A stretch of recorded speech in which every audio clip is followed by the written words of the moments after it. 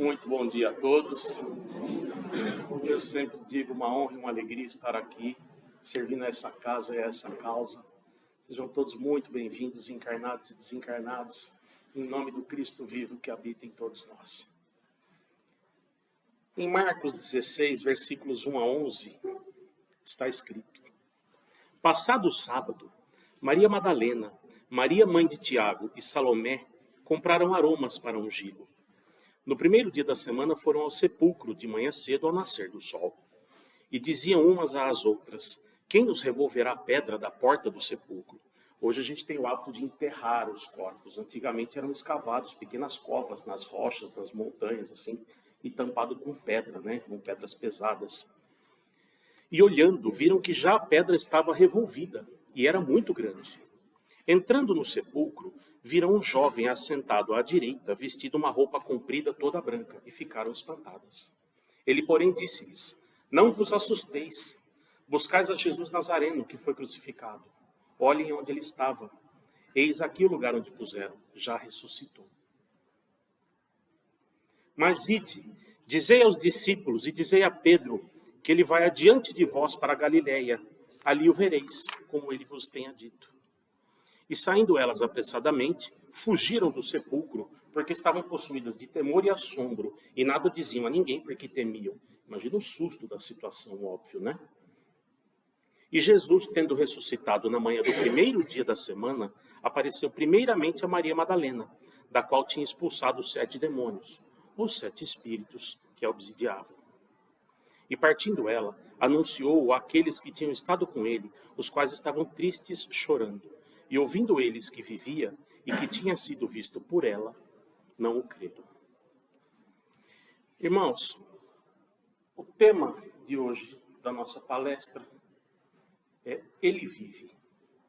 Eu achei um pouco clichê falar de Páscoa na Páscoa, a gente já viu isso vários anos na casa. Então, mas ainda assim a ressurreição, a esperança, o momento que estamos vivendo, o que representa para nós o Cristo vivo.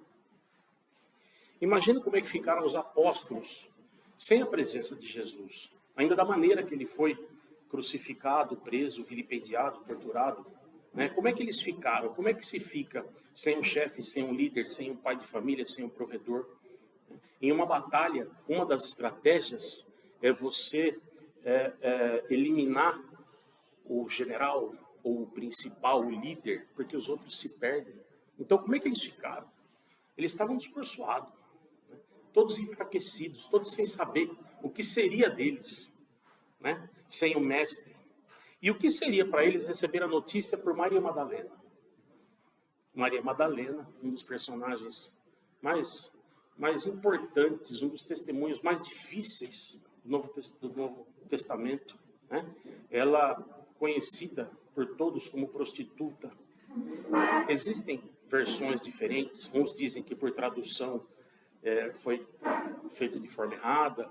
O próprio Divaldo diz que ela foi entregue a um casamento de interesses aos 12 anos de idade, coisa tão comum até hoje, e que teria sido abandonada às portas de um bordel, sem esperança, sem endereço, sem documento, sem nada.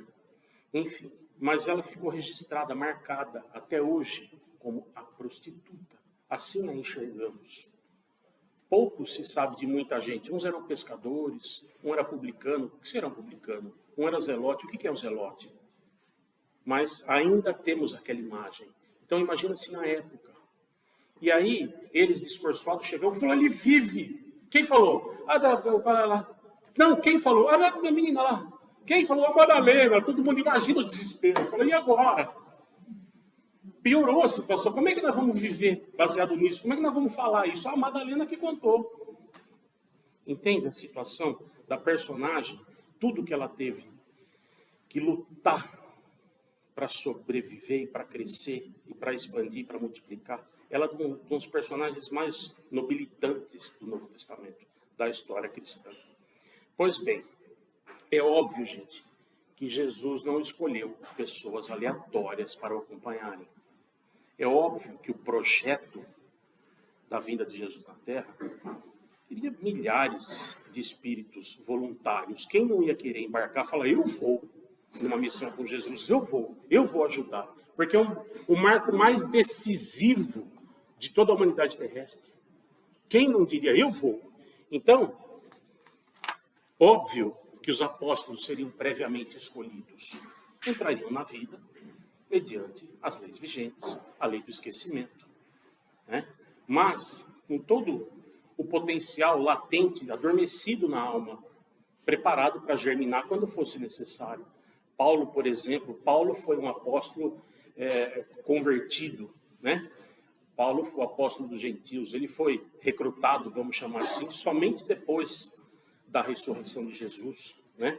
E a história nos diz que quando Jesus aparece, ele cai da montaria. Tamanha energia, tamanha luz, ele cai da montaria e fica cego. E Jesus diz, Saulo, Saulo, por que me persegues? Ele se chamava Saulo, nome judeu. Depois, ao longo da jornada dele, ele muda para Paulo, nome romano. Então era Saulo no princípio. Saulo, Saulo, por que me persegues? Senhor, quem sois? Sou Jesus. Imediatamente, Paulo diz, o que queres de mim? O que queres que eu faça?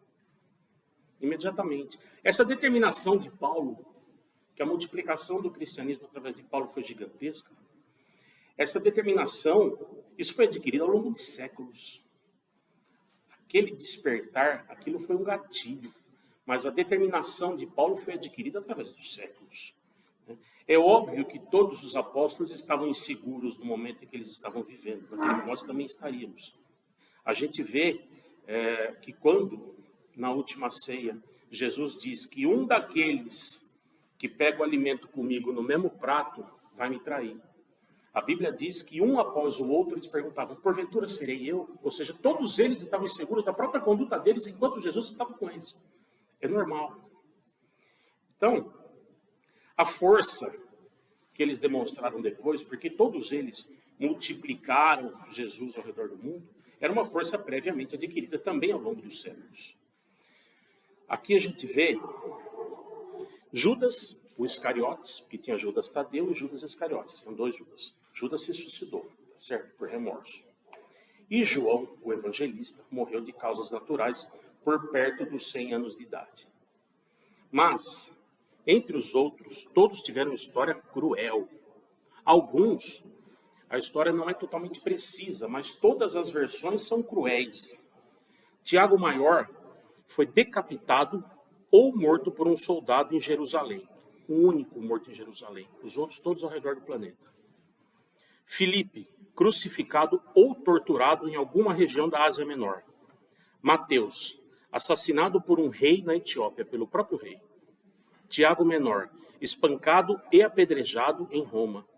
Pedro, crucificado no Circo de Nero, onde atualmente se encontra o Vaticano, e a pedido dele, ele foi crucificado de ponta cabeça, porque ele não queria morrer como o mestre. Ele não se achava digno disso. André, preso em uma cruz em forma de X e abandonado até a morte, na Grécia. Tomé, morto por soldados a mando de um rei em alguma região da Índia. Bartolomeu, crucificado, esfolado ou decapitado, ou seja, todas as opções são cruéis. Na Armênia, Simão, não tem registros, morreu por renegar algum deus do sol, algum deus local. Isso pode ter sido na Grécia, pode ter sido na Pérsia, pode ter sido na Inglaterra. A única coisa que se sabe é que ele renegou algum deus do sol local e foi morto, assassinado por isso. Tadeu, martirizado em Beirute, no Líbano. Paulo, decapitado em Roma. Quer dizer, tudo história cruel. Eu perguntei uma ocasião lá na sede antiga, ainda antes da pandemia, e então talvez alguém se lembre. Alguém conhece um personagem bíblico chamado Matias? Ninguém conhece? Matias foi o apóstolo escolhido por eles mesmos para substituir a Judas. Eles perderam Judas, então precisava colocar alguém no lugar. Então houve um apóstolo chamado Matias, está lá em Atos dos Apóstolos. Foi martirizado na Etiópia. O próprio Judas, o Iscariotes, depois de 13 encarnações vitimado pela lepra, posto que o órgão de choque da tristeza, do remorso é a pele, depois de 13 encarnações vitimado pela lepra, ele retorna como Joana d'Arc, na França, tendo um papel importantíssimo na Guerra dos 100 Anos, que na verdade durou 113 anos. O rei da França morreu, não deixou descendentes. O rei da Inglaterra alegou que ele tinha uma certa descendência materna lá de séculos atrás e que ele poderia assumir o reinado na França. Os nobres da França não aceitaram, não se sentiram confortáveis e virou uma guerra. A França estava sofrendo várias derrotas quando surge Joana d'Arc com as suas visões e tudo mais, e ela assume lá um pelotão e ela conquista importantes vitórias e ela reverte o jogo. Ela tem um papel importantíssimo. E depois ela foi traída e aprisionada pelos seus mesmos e morreu na fogueira. Enfim, eles seguiram o ideal insuflado por Jesus, o projeto Jesus, a vinda desse marco no planeta, na humanidade, e multiplicaram isso ao redor do mundo, certo? Mas no primeiro momento eles estavam, obviamente, inseguros. Emmanuel diz que grandes florestas começam com pequenas sementes. Pois bem, na crucificação de Jesus, em Mateus 27, 51, está escrito: naquele momento, o véu do templo, em algumas traduções, o véu do santuário, em algumas traduções, o céu, rasgou-se em duas partes, de alto a baixo. A terra tremeu, as rochas se partiram. Na própria Bíblia diz que houve escuridão, que o céu se escureceu. Então imagina o choque que foi da luz deixando o planeta. A imensidão da energia da luz deixando o planeta. Então a terra tremeu, as rochas se partiram. Seguimos. Gente, Jesus nasceu em aldeia singela, foi aprendiz de carpinteiro, conviveu com humildes desde o começo da vida. Não se tem notícia de que tenha manuseado valores, dinheiro. Aliás, ele alegava que não tinha uma pedra sequer para recostar a cabeça. Nunca pleiteou audiência com autoridades da época. Nunca teve influência no Senado e no governo, não tinha indicações, seguidores ligados ao governo, Pregava aos párias da sociedade, aos excluídos, aos esquecidos. Foi perseguido, tentado, incompreendido, traído com um beijo por um dos seus, negado pelo seu discípulo mais experiente. Ele não teve vida fácil. E ele foi claro quando ele disse: meu Pai nos céus trabalha até hoje e eu trabalho com ele. João 5,17. Ele não morreu por nós. Muitas religiões apregoam que ele morreu por nós. Morreu para nos salvar. Morreu para saldar os nossos pecados. Impossível. Ele morreu por nossa culpa, por nossa iniquidade, pelo mal que permeava nossos corações. Ele morreu pela multidão de nossos pecados, pela ambição desmedida da humanidade. Nós éramos milhares e ele era apenas um. É fácil dividir responsabilidade. Quando você está num monte de gente, é fácil. Não fui eu. Recentemente, no metrô de Nova York, eu creio, isso tem 5, 6 anos, uma pessoa caiu nos trilhos. E ela gritando por socorro, ninguém socorreu, ela morreu. Morreu atropelada pelo metrô, óbvio. E as pessoas entrevistadas diziam: eu achei que alguém ia fazer alguma coisa, era óbvio que alguém ia fazer alguma coisa, porque tinha um monte de gente. Só que todo mundo pensando igual, ninguém fez nada. Não é? Então, milhares de pessoas contra uma, nós fomos os responsáveis. A história joga a culpa ora em Judas, ora em Pilatos, não é? Mas a culpa pesa sobre cada um de nós. Em Mateus 15:6 está escrito que no dia da Páscoa havia o costume de soltar um preso. Por quê? Por festa, por alvoroço, porque a política do pão e circo ainda funciona muito bem até hoje. Então, vamos dar uma distração. Então, todo ano tinha o costume de se soltar algum preso, por distração, para o governo brincar com o povo, Para eles terem uma distração, ter umas apostas, sei lá. Mas logo em seguida, nos versículos de 9 a 11, está escrito: Pilatos pergunta para a multidão: querei que vos solte o rei dos judeus?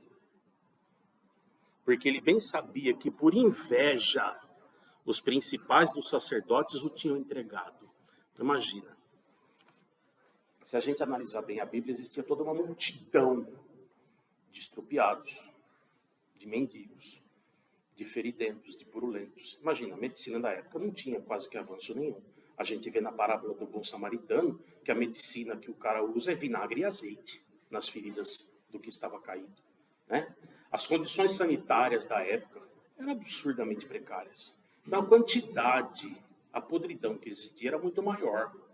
Então, as portas das sinagogas, dos templos, ficavam lotadas de gente à cata de moedas ou de uma migalha, de um pedaço de pão.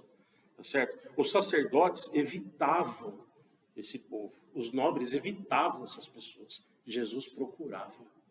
Jesus aceitava, Jesus curava, Jesus conversava, Jesus olhava nos olhos. Então, Jesus começou a ser procurado. Jesus começa a ser, não idolatrado, mas a ser ventilado o seu nome, começa a ser seguido. As pessoas começam a acreditar nele. E o pouco que acreditavam no sacerdócio, isso foi diminuindo.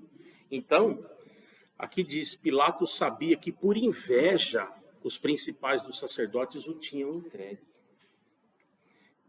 Continua. Mas os principais dos sacerdotes incitaram a multidão para que soltasse a Barrabás. Barrabás não era ladrão. Ele era um agitador, um revolucionário. O que a gente dizia 30 anos atrás, um sindicalista, um grevista. Ele era esse tipo de pessoa. Mas numa rebelião, recentemente, ele tinha matado alguém. No vulco ali. Tá? E aqui ele diz, os principais dos sacerdotes o tinham entregue, mas incitaram a multidão para que fosse solto Barrabás, no hábito de se soltar um preso toda a Páscoa. Né?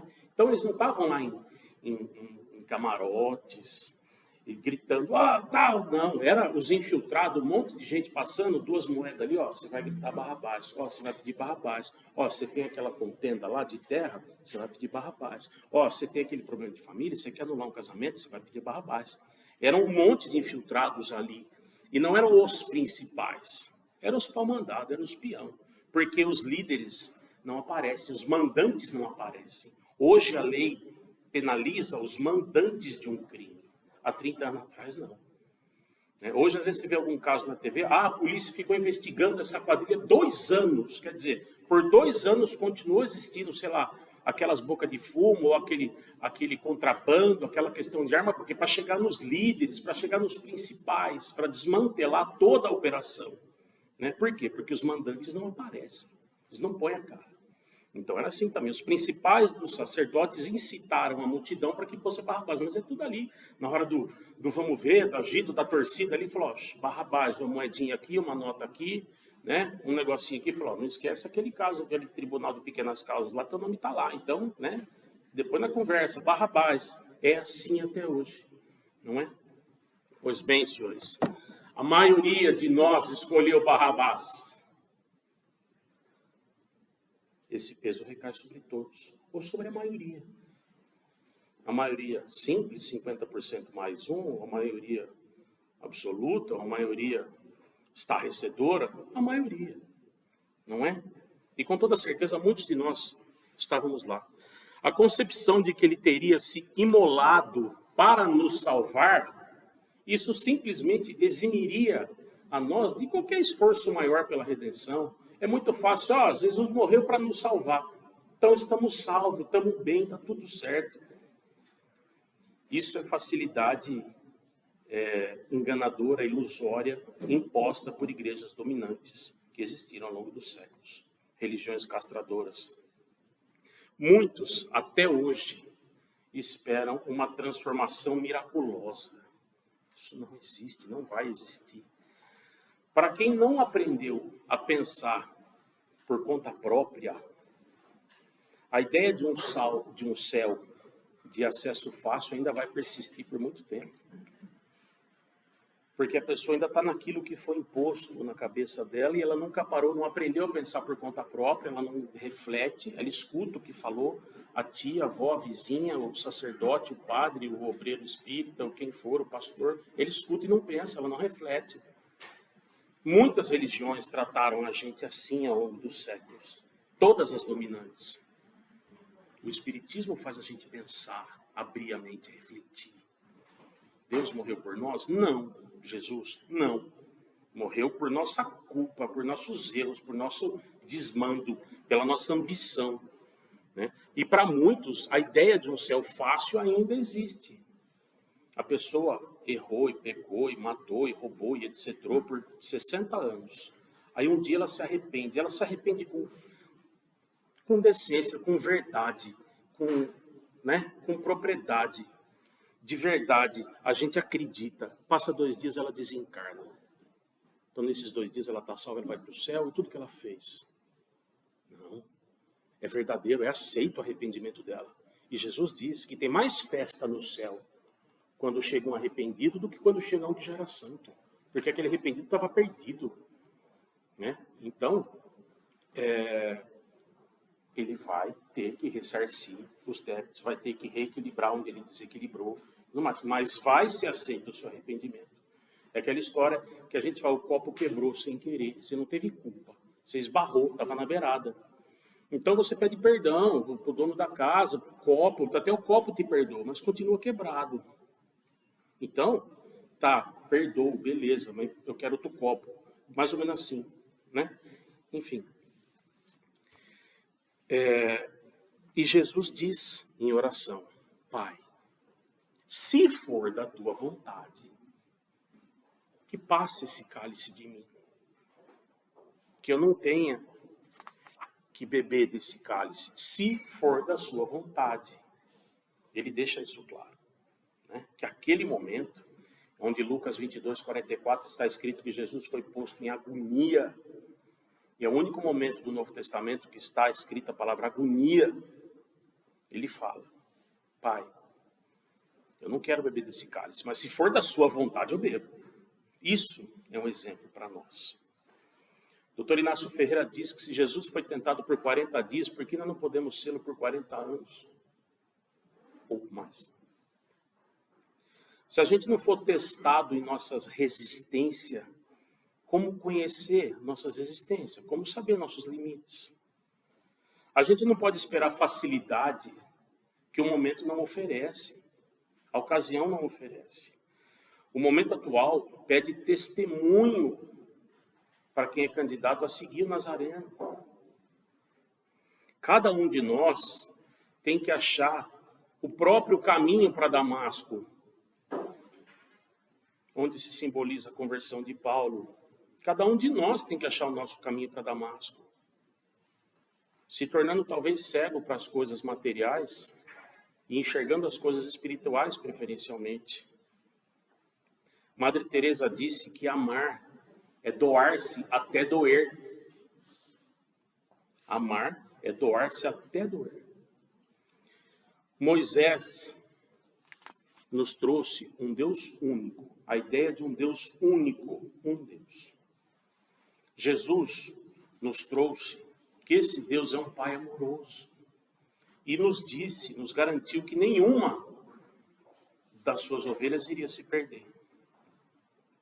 O Espiritismo trouxe a diretriz de que nós podemos saldar as nossas dívidas, quitar os nossos débitos do pretérito, ressarcir qualquer um que nós tenhamos prejudicado, quitar os problemas que temos com a nossa consciência, pois que esta é o maior de nossos juízes.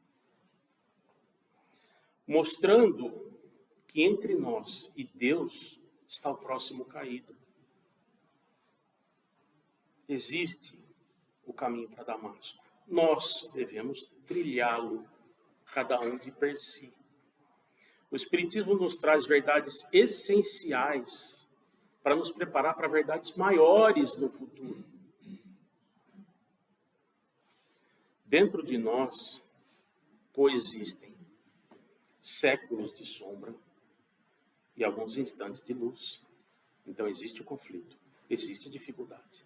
Mas se você pensar bem, uma sala como essa, um quarto, um cômodo, totalmente fechado, vedado, as arestas, as frestas, não existe uma nesga de luz que seja, totalmente escuro, vedado. Se ao lado você tiver um cômodo iluminado, se você abrir a porta ou a janela, a luz invade a escuridão. E não o contrário. A escuridão não vai para o cômodo da luz. É a luz que entra, é a luz que domina, é a luz que se impõe. Então, dentro de nós, existem séculos de sombra conflitando com minutos de luz. Mas a luz se impõe. Porque um fósforo vence a escuridão. Então a gente deve acreditar nessa luz. E é essa força que Jesus dá ao reviver e ao voltar para mostrar. A Bíblia traz 3 ou 4 momentos em que ele apareceu ali, né, depois de ressuscitar. Mas o livro Jesus Voltando, do Espírito Shalom, se não me falha a memória, traz 15 aparições de Jesus. Onde ele aparece para a mãe, onde ele aparece para todos os cegos que ele curou, onde ele aparece para os 500 da Galileia, que era um grupo de seguidores que ele enviou de 2 em 2 para ir pregando ao longo do mundo. Tá? Então existiram outros discípulos além dos apóstolos. Existiu, como vimos, toda uma equipe, obviamente. Né? Por isso Jesus disse que ninguém vai ao Pai senão através dele. Por causa da enormidade dessa sombra que habita em nós. E a gente dá mais força para ela porque a gente ainda se sintoniza com ela. A gente não acredita na luz que a gente emana. Porque ela ainda é pequena, ela ainda é fraca, mas ela é luz. Ela pode ser mais fraca que um fósforo, mas é suficiente para vencer a escuridão. Porque num quarto escuro vedado, se você acender um fósforo ou uma luz menor que seja, qualquer um enxerga. Um LED, qualquer um enxerga. Jesus nos ama como somos, porque sabe como seremos. Ele acredita em nós, em cada um de nós. Ele viveu por nós. Ele não morreu por nós. Ele viveu por nós. Ele veio ao planeta para nos salvar. Ele não morreu para nos salvar. Ele pregou. Ele deixou sementes aqui para nos salvar. Ele veio para guiar almas falidas e caídas, como a minha. Ele deixou o itinerário, o roteiro, o mapa, a bússola, o que vocês quiserem chamar. Ele deixou tudo o que a gente precisa. Inclusive deixou a segurança de dizer que nós temos a força necessária. Como uma semente tem tudo o que ela precisa para se tornar uma árvore gigante. Eu já disse isso aqui, não é abrir a semente e ver uma árvore miniatura, não. Mas tudo o que ela tem para crescer, para frutificar e para sobreviver, às vezes por séculos, está dentro da semente. A cruz infame não foi uma derrota, como muitos enxergam. O que aconteceu na Páscoa foi a vitória do amor sobre a iniquidade, sobre o poder temporal dos homens, sobre os interesses mundanos. O poder mundano é transitório, ele se mantém muitas vezes à custa do dinheiro e da violência. O poderio se mantém aliado ao poderio econômico e ao poderio bélico. É fácil a gente ver isso na humanidade hoje. Mas Cristo representa a vitória do amor sobre a violência, a vitória da paz sobre a guerra e a vitória do Espírito sobre a matéria. Jesus vive, semeia, trabalha, ilumina e ainda está recrutando, ainda está germinando, ainda acredita em nós, pequenas sementes, ainda acredita nos nossos parcos momentos de luz. Feliz Páscoa a todos. Que assim seja.